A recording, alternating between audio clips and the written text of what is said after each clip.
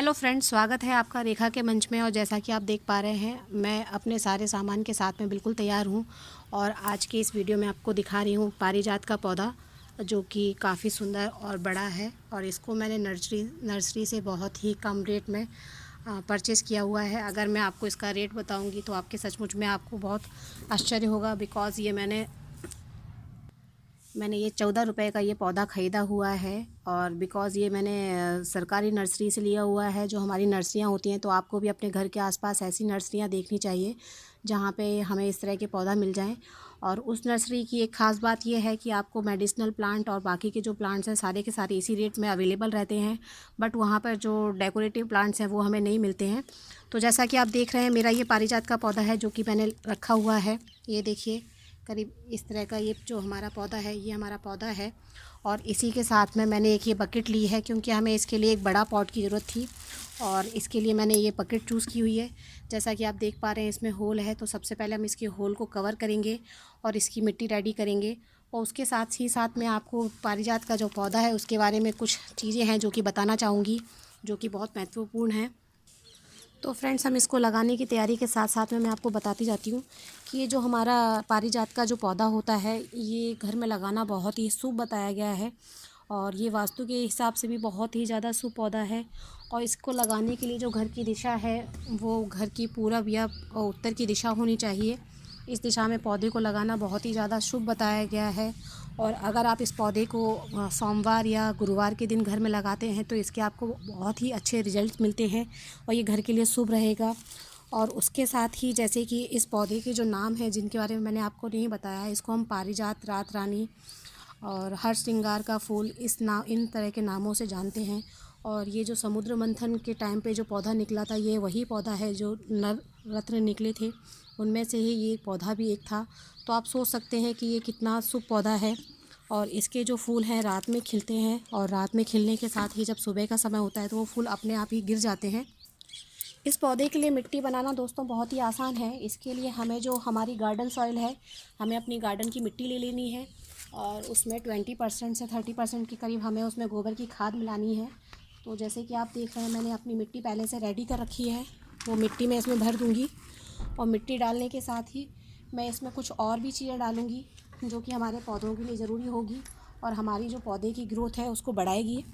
और इस पौधे को लगाने के लिए जो महीने हैं, वो अगस्त से दिसंबर तक का टाइम बहुत अच्छा है। गर्मियों के दिनों में लगाने से ये पौधा बहुत अच्छे से ग्रोथ लेता है। अगर आपको इसकी कटिंग लगानी है तो, और अगर आप इसको डायरेक्ट पौधे से लगाना चाहते हैं तो आप नर्सरी से, जिस तरह से मैंने इसका पौधा लाकर लगाया हुआ है, आप इस तरह से भी इसको लगा सकते हैं। क्योंकि कभी कभी कुछ लोगों को जो होता है कटिंग लगाने में प्रॉब्लम होता है, उनको नहीं लगाना आता है। तो उनके लिए एक अच्छा तरीका यही है कि आप नर्सरी से तैयार पौधा लेकर आ जाएँ और उसको घर में लगा लें। क्योंकि ये पौधा जो है वो बहुत बड़ा होता है, इसलिए हमने इसको एक बड़ी बकेट में लगाया है। अगर ये इसमें भी बड़ा हो जाएगा, उसके बाद में हम इसको शिफ्ट करके किसी और चीज़ में ट्रांसफ़र कर देंगे। अभी फ़िलहाल के लिए मैं इसको इसी में लगा रही हूँ। इसमें मैंने करीब 1 मुट्ठी के करीब राख डाल दी है, जो कि पौधों की ग्रोथ के लिए बहुत अच्छा होता है। और मैं इसमें हल्दी भी डाल रही हूँ। वैसे तो इस पौधे में जो है किसी कीट पतंगों का कोई प्रकोप होता नहीं है और कोई कीड़े मकोड़े इसमें लगते नहीं हैं। फिर भी हम सेफ्टी के लिए, कि हमारी मिट्टी अच्छी बने और हमारे पौधों की जड़ों को कोई प्रॉब्लम ना हो, इसलिए मैंने इसमें ये दोनों ही चीज़ें मिला दी हैं। इस पौधे में केवल इल्लियों का प्रॉब्लम होता है, जिसको आप नीम ऑयल का स्प्रे करके हटा सकते हैं। और इस पौधे में किसी भी तरह का कोई कीट पतंगा नहीं लगता है। तो ये इसकी बहुत अच्छी ख़ास बात है। अब इसके बाद जो हमारा ये पौधा है, इसको हम, इसकी जो पॉलीथीन है इसको हटा के इसको लगा देंगे। हम इसकी मिट्टी को बिल्कुल भी हटाएंगे नहीं, क्योंकि ये जो चिकनी मिट्टी होता है उसमें भी आसानी से पनप जाता है। इसको मिट्टी, चिकनी मिट्टी होने से कोई दिक्कत नहीं है। ये देखिए, ये बहुत ही अच्छा और हमारा हेल्दी पौधा है। ये देखिए, मैं इसको पूरा इस तरह से निकाल लेती हूँ। ये देखिए, ये अपनी जड़ों के साथ निकल आया है। देखिए, इसकी रूट्स जो हैं वो बहुत अच्छे से ग्रोथ ले रही हैं। और अब मैं इसको अपनी जो बकेट है उसके मिडिल में रख दूँगी। और इसके चारों तरफ जो हमारी बाकी की बनाई हुई जो मिट्टी है पौधे की, ये देखिए, इसके चारों तरफ मैं इसमें मिट्टी भर दूँगी। फ्रेंड्स, अगर आप चाहते हैं कि आपका पौधा बहुत घना हो तो उसके लिए आपको इसकी बीच बीच में छटाई करती रहनी रहेगी। और छटाई करने से क्या होगा, आपका पौधा बहुत घना हो जाएगा और जितना घना पौधा होगा उसमें उतनी कलियाँ आएंगी और उतने ही ज़्यादा इसमें फूल आएंगे। और जैसा कि इस पौधे के लिए धूप है, इसको कम से कम 6 घंटे की धूप लगनी चाहिए। अच्छी धूप मिलने से इसमें अच्छी फ्लावरिंग होगी और इसकी ग्रोथ भी आपको अच्छी देखने के लिए मिलेगी। और जैसा कि आप देख रहे हैं, अभी हमने इसको लगा दिया है तो इसके साथ ही हमें इसमें पानी डालना रहेगा। कोई भी पौधा ट्रांसफ़र करने के बाद या लगाने के बाद में उसको पानी देना बहुत ज़रूरी है। और इसको जो है नमी पसंद है, लेकिन हमें ओवर वाटरिंग से बचना है।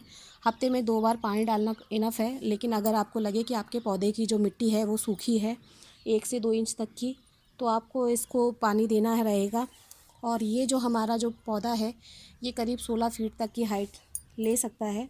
और इसके जो फ्लावर्स हैं वो शाम के टाइम में अपने आप 4 से 6 बजे के बाद में खिलना शुरू हो जाते हैं और सुबह अपने आप से गिर जाते हैं, जिनको हम उठाकर और इनका यूज़ अपनी पूजा में और बाकी चीज़ों में करते हैं। इसके बहुत सारे मेडिसिनल यूज़ भी होते हैं फ्रेंड्स, जिनके ऊपर मैं एक अलग से डिटेल में वीडियो बनाऊंगी।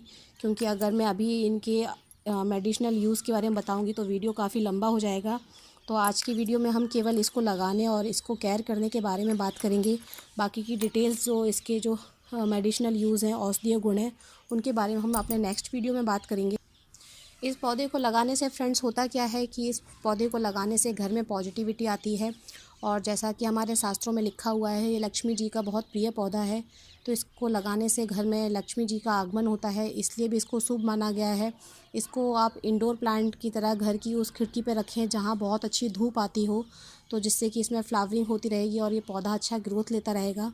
और जब इसके फूल जब खिलते हैं तो उसकी भीनी भीनी जो खुशबू है वो चारों तरफ फैल जाती है, जिससे आपके आसपास में हर जगह खुशबू रहती है और आपको एक अलग ही सुकून मिलता है। तो ये जो पारिजात का पौधा है, इसके बहुत सारे अपने ही यूज़ हैं, बेनिफिट्स हैं और इसी वजह से ये काफ़ी लोगों में लोकप्रिय है। और जैसा कि लोग बाग बोलते हैं कि इस पौधे को लगाने से सांपों का आना जाना रहता है, तो मैं कहना चाहूँगी कि ऐसा कुछ भी नहीं है। मैंने और लोगों के यहाँ पर भी इस पौधे को लगा हुआ देखा है, तो ऐसी कोई समस्या नहीं है कि इसको लगाने से घर में सांप आते हैं। तो आप निश्चिंत रहिए, आप इसको घर में अपने में आसानी से लगा सकते हैं। इसको लगाने से घर में कोई सांप वाप नहीं आते हैं, बल्कि इसके जब फूल खिलेंगे तो आपका मन महक उठेगा इसकी खुशबू से। तो आप भी इस पौधे को ज़रूर लगाइए और अपने आसपास की नर्सरी जिनमें जो गवर्नमेंट नर्सरीज़ होती हैं उनमें ज़रूर ट्राई कीजिए। बिकॉज़ जितने का आपको ये पौधा, मैंने जैसे बताया आपको, मैंने 14 रुपीज़ में इसको परचेज़ किया है, तो इतने में शायद बाकी की अदर नर्सरीज़ में ये पौधा ना मिले। तो अपने जो गवर्नमेंट नर्सरीज़ हैं उनमें ज़रूर ट्राई करें। अगर वीडियो पसंद आया है तो वीडियो को लाइक कीजिए और चैनल को अगर सब्सक्राइब नहीं किया है तो प्लीज़ चैनल को सब्सक्राइब कर लीजिए। Thank you, bye bye.